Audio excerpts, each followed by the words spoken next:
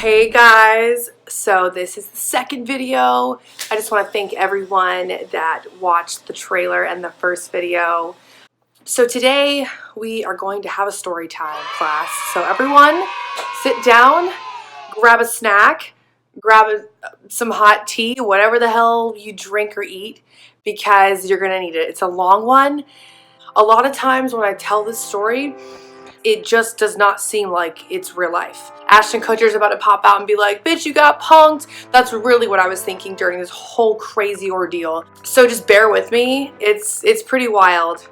This took place in Nashville, Tennessee. It all started with me and a friend deciding we wanted to get out of town for the weekend. And we did see that there was a show going on at, there's a venue called I don't know how to pronounce it, it's the Cohen or the Cowan, I'm not really sure.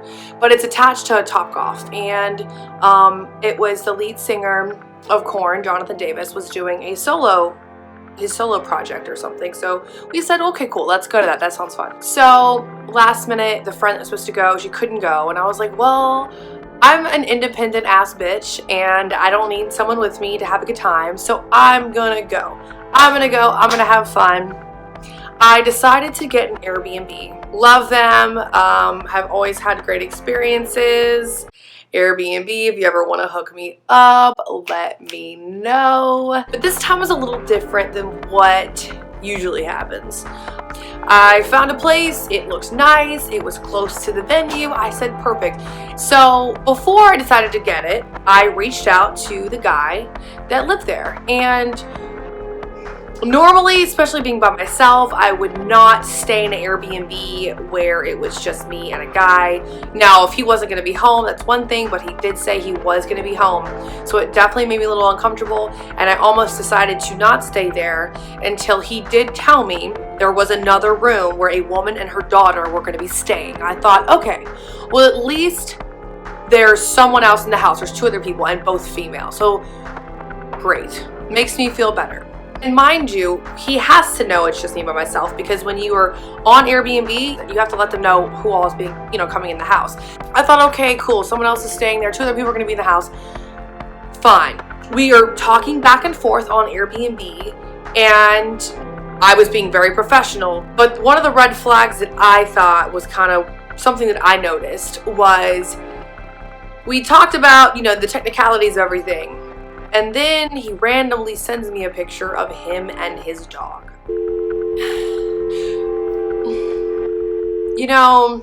This isn't supposed to be like personal, it's supposed to be like strictly business.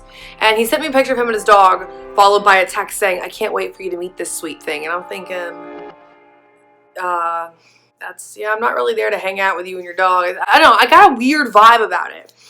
I texted one of my guy friends and said, hey man, I'm trying to stay at this Airbnb at this guy's Airbnb, and he sent me this, and I'm kind of feeling weird about it. My friend was like, honestly, Anna, he's probably just trying to be nice. I wouldn't worry about it. And I said, okay, let me not jump the gun on this situation. I booked it. I drove 8 hours to Nashville. The day of, I think I told him I'll be there at 3 o'clock. The house would have already been clean. Everything would have been good. I'm basically allowed to show up anytime after 2 o'clock.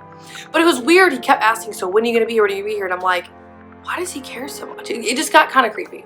I was exhausted. I mean, it was 8 hours. I was tired. So I wanted to go inside and take a moment, kind of relax a little bit before I had to start getting ready to go to the show. So I get there.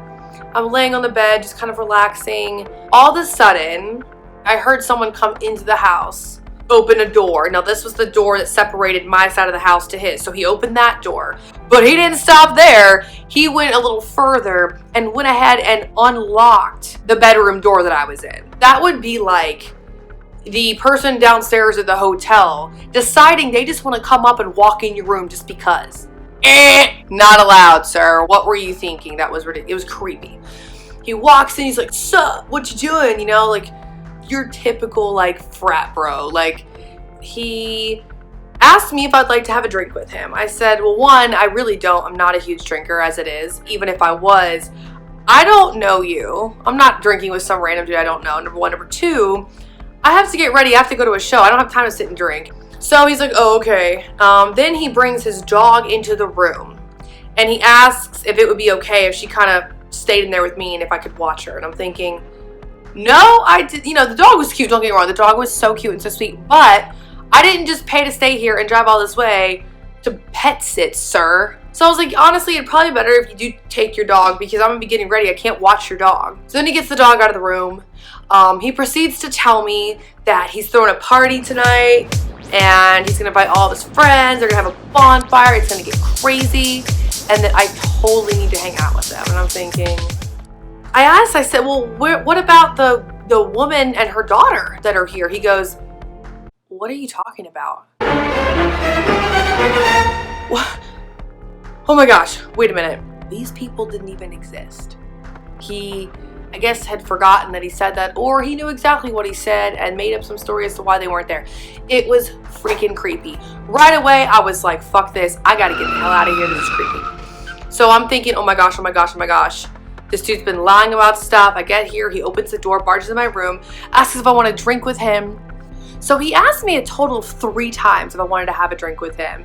The third and final time was after I'd already said no to drinking 2 times. He said, okay, well, I'm gonna leave and go get my hair cut. But when I come back, we're gonna have that drink. I thought, because I'm gonna get the fuck out of here before you get back, sir. I was freaking out. I was thinking, oh my gosh, like, oh, I gotta get the fuck out of here. This dude's out of his mind and who knows what he's planning tonight, you know? So I'm like grabbing all my stuff, like running around the room, like throwing bags over my shoulder. I call my friend and I'm like, what do I do? Oh my gosh, this happened. And she's like, get your shit and get the fuck out. So I'm talking to her like this. I got an energy drink over here. And I got all the bags. I'm running through the house and I am literally spilling my energy drink all over this dude's house. But for just 1 second, I was like, oh, well, you know, I spilled. I probably need to clean it up. And then immediately after I thought that, I was like, no, fuck this guy. You know, I'm not cleaning up the monster. He can clean it up and sit and think about what the fuck he just did. So I'm running around. I get out of there. I get in my car and I just drive. But I took some deep breaths, tried to calm down, and I figured, okay, where can I go? Let me find a Planet Fitness in Nashville. So I found a Planet Fitness. I get there.